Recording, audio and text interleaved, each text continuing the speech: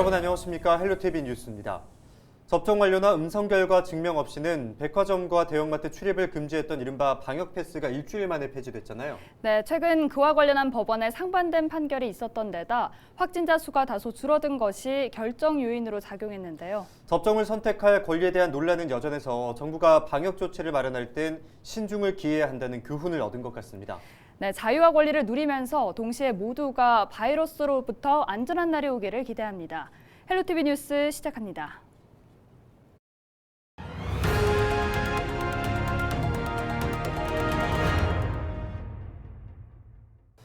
네, 겨울철에는 다른 계절에 비해 건조한 대기로 인해 화재 발생이 잦아지는데요. 특히 난방과 온열기기로 인한 주택 화재가 많습니다. 청도에서는 전국 최초로 삼소 플러스 원 캠페인을 통해 이런 주택 화재를 줄이기 위한 노력에 나섰습니다.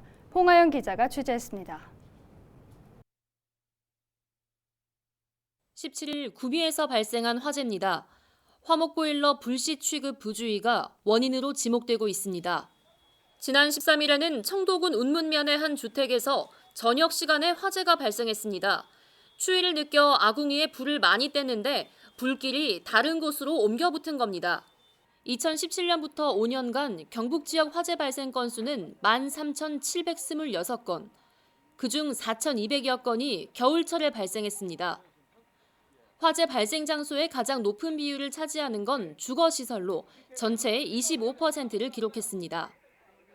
특히 겨울철에는 화목보일러 화재가 많은데 같은 기간 경북에서만 194건입니다. 2020년 5월 건물 6채를 전소시키고 86헥타르를 태웠던 강원도 고성 산불도 화목보일러에서 시작된 겁니다. 단독 주택에서 화재가 많이 발생합니다. 그중 화목보일러에서 화재가 많이 발생하는데요. 화목보일러에서 화재가 발생하게 되면 인근 주택뿐만 아니라 주위 산으로 번지게 되어 각별한 주의가 필요합니다. 경북 지역 특성상 나무를 쉽게 구할 수 있어 화목보일러를 흔히 볼 수 있지만 아직 안전 관련 법규는 마련돼 있지 않습니다. 청도소방서는 화재 취약 가구, 그리고 소방서와 거리가 먼 지역에 순차적으로 자동 확산 소화기를 지급하고 있습니다. 보일러실 온도가 72도씨 이상이 되면 자동으로 소화가루가 분사돼 화재를 막을 수 있는 겁니다. 제가 화목보일러 쓴 지는 11년 돼도 우리 아저씨가 관리를 하고 해서 내가 이제 사용을 하다 보니까 불안한 점이 많았고 그래서 내가 늦게까지 불도 안 떼고 했는데 저렇게 소방서에서 나와갖고 이렇게 설치를 해주시니까 너무너무 고맙고 안심이 되죠. 확실하게 안심이 되는 거는 되죠. 청도소방서는 가정화재를 막기 위해 전국 최초로 삼소 플러스 1 우리 집 안전업 캠페인을 진행합니다. 첫 번째 1소 자동 확산 소화기를 설치해서 화재 발생 시를 대비하고요. 두 번째 2소 소화기를 미리 설치를 해두고요. 그다음에 마지막 3소는 전기 화재 예방을 위해서 전기 소화 패치를 부착하는 겁니다. 이렇게 하면 전기로 인한 화재를 미리 예방할 수 있고요. 플러스 1은 주택에서 발생할 수 있는 기타 다른 화재 요인을 저희가 점검해 드리고요. 그리고 주택 관계자분에게 발생을 미연에 방지할 수 있도록 소방 안전 교육을 실시하는 프로그램입니다. 바닥에서 천장까지 불이 붙는 데 걸리는 시간은 고작 1, 2분. 건조해서 더 위험한 계절인 만큼 화재 예방을 위한 주의가 더욱 필요합니다. 헬로티비 뉴스 홍하영입니다. 네, 1년 내내 불조심해야 하지만 특히 건조한 겨울철에 더 주의가 필요한데요. 특히 앞서 사례처럼 지역 상황에 맞게 캠페인을 벌이는 것이 참 인상적입니다. 네, 보다 많은 분들에게 알리기 위해서 다각도로 홍보하면 좋을 것 같습니다.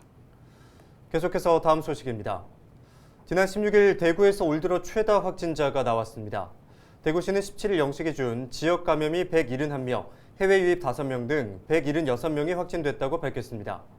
수성구의 한 카페와 관련해 11명이 양성 판정을 받았고 중구 체육시설 관련 6명, 중구 어린이집과 달성군 어린이집에서 6명, 4명이 각각 확진됐습니다. 이 밖에도 체육시설과 지인 모임, 학원 등에서 확진자가 발생했습니다. 경북에서는 포항에서 17명, 경주에서 13명 등 모두 95명이 추가 확진 판정을 받았습니다. 경주 루지월드에서 7세 아동이 목숨을 잃는 사고가 발생했습니다. 지난 16일 오후 3시 40분경 7살 A양은 보문 관광단지 경주 루지월드에서 루지를 타고 내려오다 가드레일과 충돌한 뒤 바닥으로 떨어졌습니다. 당시 A양은 헬멧을 쓰고 있었지만 충격으로 의식을 잃었고 병원으로 이송됐지만 끝내 숨졌습니다. A양은 10대 초반의 사촌과 함께 2인승 루지를 탔고 앞자리에 앉았던 것으로 알려졌습니다. 경찰과 소방당국은 정확한 사고 경위를 조사하고 있습니다. 한 주간 발생한 뉴스를 재정리해보는 시간입니다. 지난 한 주 동안 주요 이슈는 뭐가 있었는지 이상원 뉴스민 기자를 통해서 이야기 나눠보겠습니다. 화상으로 연결해봅니다. 안녕하십니까? 네, 뉴스민 이상원 기자입니다. 네, 우선 지난 한 주 동안 발생한 주요 이슈부터 종합해 주시죠.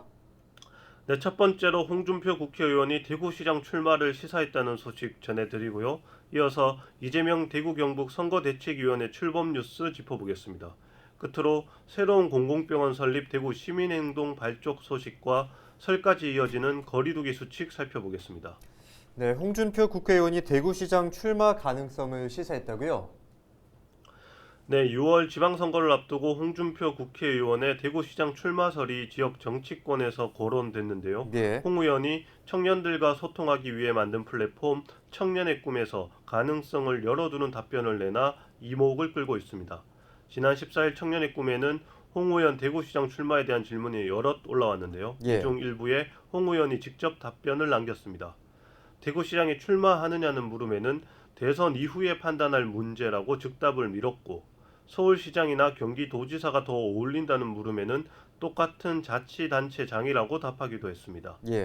같은 날 보궐선거 출마를 선언한 이진훈 전 수성구청장은 원로들이 홍 의원의 출마를 권하고 있다고 말해 무게를 더하기도 했습니다. 네, 대구 경북에서 같은 날 이재명 더불어민주당 후보 선거대책위 출범식이 있었다죠? 네, 지난 12일 대구와 경북 안동에서 이재명 더불어민주당 대통령 후보 선거대책위원회가 출범식을 가졌습니다. 네. 출범식에는 송영길 민주당 대표와 이재명 후보의 배우자인 김혜경 씨가 참석했지만 이재명 후보는 직접 참석하지 않고 영상 인사로 대체했습니다. 2000년 이후 민주당 대선 후보가 대구 경북 선대위 출범식에 참석하지 않은 건 지난 대선에서 문재인 당시 후보 이후 두 번째입니다. 문재인 후보의 경우 출범식에는 참석하지 않았지만 공식 선거운동 첫 시작을 대구에서 했습니다. 대구 경북을 고향이라고 강조해온 이재명 후보도 공식 선거운동을 TK에서 시작할 가능성도 점쳐집니다. 네, 새로운 공공병원 설립을 위한 대구 시민행동이 발족한다고요? 네, 코로나19 유행을 가장 먼저 겪은 대구에서 제2대구령 건립을 위한 시민운동이 본격화됩니다. 대구 참여연대, 대구 보건단체 연대 회의 등을 주축으로 새로운 공공병원 설립 대구 시민행동이 발족을 앞두고 지난 12일 공공의료 정책 워크숍을 열었습니다. 대구 시민행동은 정책 워크숍을 시작으로 새로운 공공병원 설립을 위한 활동을 이어간다는 계획입니다. 이들은 권영진 대구시장이 최근 제2대구의료원 건립에 대해 다소 후퇴한 입장을 밝힌 것과 관련해서 새 공공의료원 설립을 불가역적 과제로 확정 짓고자 한다고 활동 목표를 밝혔습니다. 네, 끝으로 3주간 연장된 사회적 거리두기 조치 달라진 점 짚어주시죠. 네, 현행 거리두기가 2월 6일까지 연장됩니다. 네. 정부는 사적 모임 제한 인원을 4명에서 6명으로 늘리는 것 외에 모든 조치를 기존대로 3주 더 연장한다고 14일 밝혔습니다. 정부는 방역 지표가 다소 호전되는 모습이긴 하지만 지난주 확진자 감소세가 멈췄고 설 연휴 오미크론 확산 등을 고려해 거리두기를 그대로 유지하기로 했습니다. 네. 다만 어려움을 겪는 소상공인을 고려해 사적 모임 제한만 일부 완화하기로 했습니다. 이슈 점검은 여기까지 듣겠습니다. 지금까지 이상원 뉴스민 기자였습니다. 고맙습니다. 네, 감사합니다.